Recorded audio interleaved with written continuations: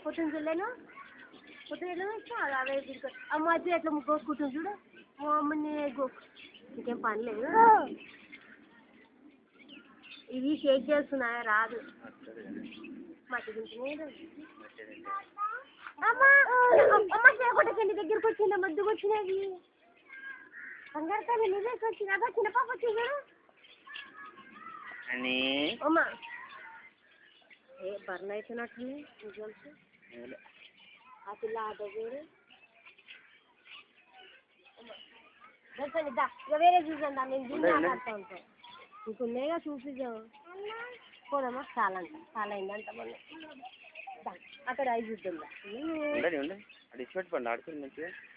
ఆమెనే అమ్మ అంటుంది